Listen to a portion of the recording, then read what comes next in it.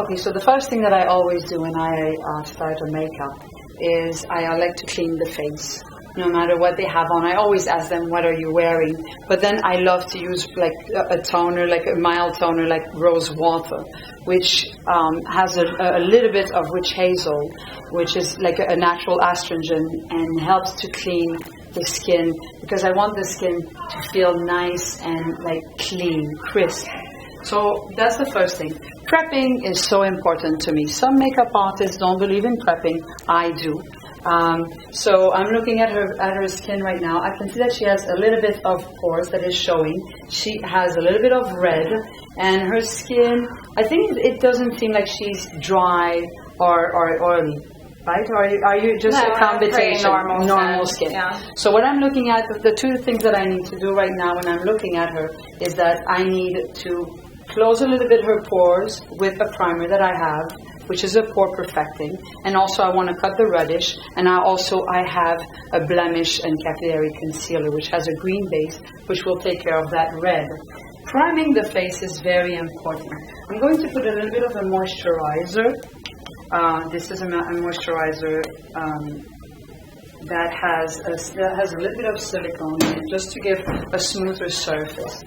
The silicone will help the skin to feel nice and silky, and it will also help the makeup to last longer. So what we're going to do, I'm going to just do a nice daytime look, sexy daytime look, and I'll just bring up her eyes, play up the eyes, so we can talk for the evening. Something really quick and really easy. So I'm putting the skin, the pore perfecting, that helps just a little bit. Usually people that have big pores, it's always on the cheeks and usually on the nose, but on the nose she does not have it. So I'm just making sure it's nice and it really tones them down. Everybody wants to have a perfect skin. Everybody wants to look their best. Do you have a specific product you recommend for that, the pores? For the one that we sell here at the school is really good, and it's just a pore perfecting primer. Okay. And it's a really good product. And you put that on with every day, like as you would put on a moisturizer and then put on a pore perfector if you wanted to try and fix that kind of problem? Yes, absolutely.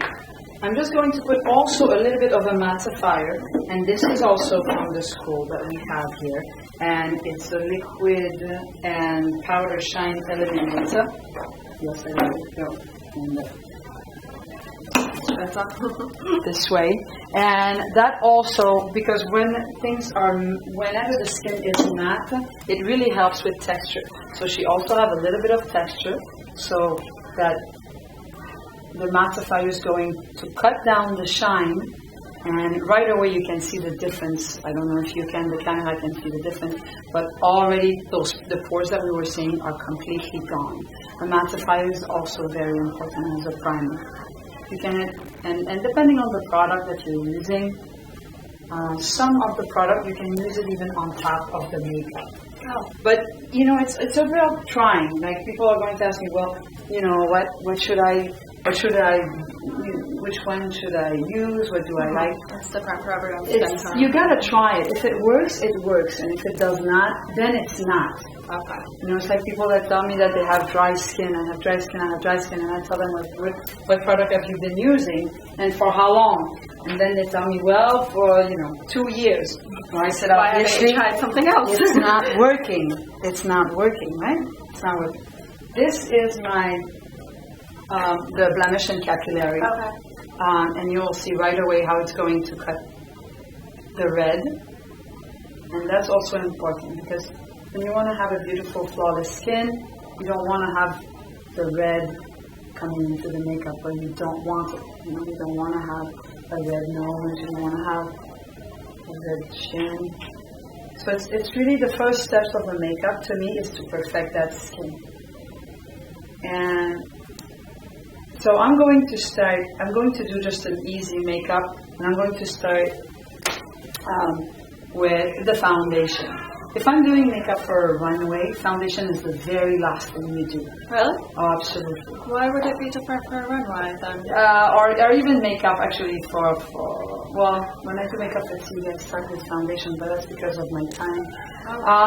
Because the eyes, if you're using dark pigment and it's going to have fallouts, you don't, I don't have time to start my foundation again. Okay. So once my eyes are done, and I can do the eyes, and I can put my hands in the face, and without worrying about anything. But for the purpose of getting ready every day, you could do foundation first. Yeah. Or even, like, for myself, I always do my eyes first. Okay. I mean, I don't wear a lot of makeup, but I guess it's a habit. Because then I don't have to worry. And I feel that when you start with doing your eyes, it opens up your eyes. Like you see now, like I'm going to put mascara on your eyes. I always do eyes last, so that's interesting to me. Look at my chin. I'm going to just brush your lashes. Wow, beautiful long lashes. Long eyelashes. Look at my hand. I've always been asked if they're fake. Look up, right now, lashes are so, that's what everybody is doing, right? Everywhere we go, it's lashes. I guess I should feel lucky because I never really put on fake eyelashes or anything. Yeah, and I had so many bad stories about the lash. With all the mascara and times I've curled my eyes, I'm surprised they're still up top. Look at my chin. My nose. My close. I'm close. It's very important to curl your lashes. Look at the difference. Look in the camera. Look at the difference between the two eyes. One is open, like it opens up like daisies. Everybody should always curl their lashes. My nose. My close. I'm close. Okay. Do you do that after mascara? Because I've heard a lot of people say you should do it beforehand. I always do it before. I haven't put mascara on. Oh, okay. It's always brush, curl, and then mascara. Oh, okay. Yeah. Well, for me, it's like hair. You brush your hair, you curl your hair, and you spray your hair. Okay. It's the same. Like I want those little soldiers to be straight. I've heard it could damage or like take eyelashes off if you curl it after putting on mascara. Yeah, because if the mascara is there and it's all stuck. Mm-hmm. And lashes take 6 months to a year to grow back. So for those of you that pull your lashes, I'm surprised mine are still so nice. Do you pull lashes? Yeah. Well, now you know it's 6 months to a year. So look up. I'm going to look up like this. I'm going to do the bottom lashes first. Beautiful.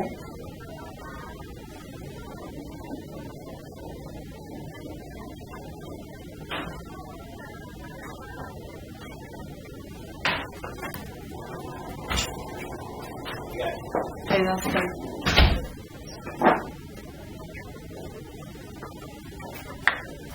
And look at my chin.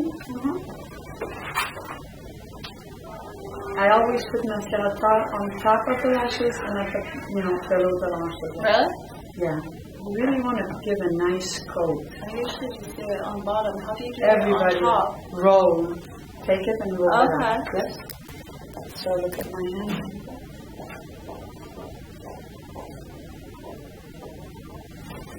I always get asked when I do fashion shows or I give interviews, what is the one product you're telling, every woman should not leave the house with? Mascara. And to me, it's mascara. Yeah, that's kind of what I think too.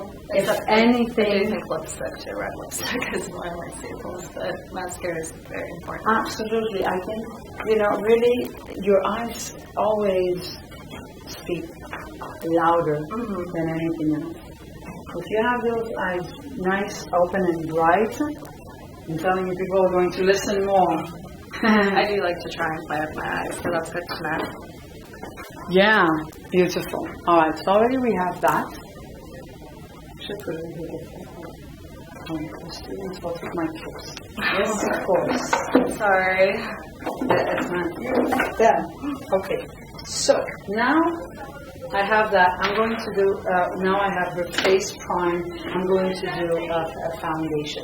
Now, foundation, less is more, and it's also about matching. So you have to match really like the neck. Okay. You know, the neck The area. neck is the best to try and match. when Kind picking of, a I mean, like foundation. the whole, your décolleté, the neck, everything should just follow through. Don't go too light. And Yeah, I usually do one of the lighter shades, if not the lightest, for my skin tone. It might be a little too light though. It's just, this is the thing. If you think about it, when you get sick, what is the first thing that happens? You lose your complexion. Exactly. So always make sure that you keep it nice, you know, and healthy. Everybody wants to look healthy. We're definitely in an era right now where everybody, less is more, right? They're putting a lot of money on their face injection and you know, so on and so forth. So everybody wants to look absolutely beautiful, naturally. Okay. So be careful with foundation. Okay. You know how you keep it. Like I said, less is more. A lot of time, a mistake that I see is that they put too much on. Okay. I'm going to apply the foundation with a brush, and I'm going to wet the brush. Okay. Do you do that every time before you apply? Yeah, yes. Just because I want to sheer the foundation, I want to have a better control of the you know what I'm doing. And you know sometimes some area needs more, some area needs less. Of course. So I'm looking. You have a little bit like I'm looking at your chest, and I think you know you have like a little bit of two colors going on. You have a little bit of red here, a little bit of pink, and then it goes a little bit more on the what we call on the yellow side, right? So it's like red and yellow. So I'm just going to match something in the light color. I don't want to. Let me see if I try a little bit of this. And just gently. You can use a sponge also. I mean, at the house, whatever medium you're using. I typically use my fingers. I suppose I shouldn't do Found that anymore. It's fine. I mean, but you know, there's some people that break out a lot, and you know, it could be because they're using their fingers, and their fingers have a tendency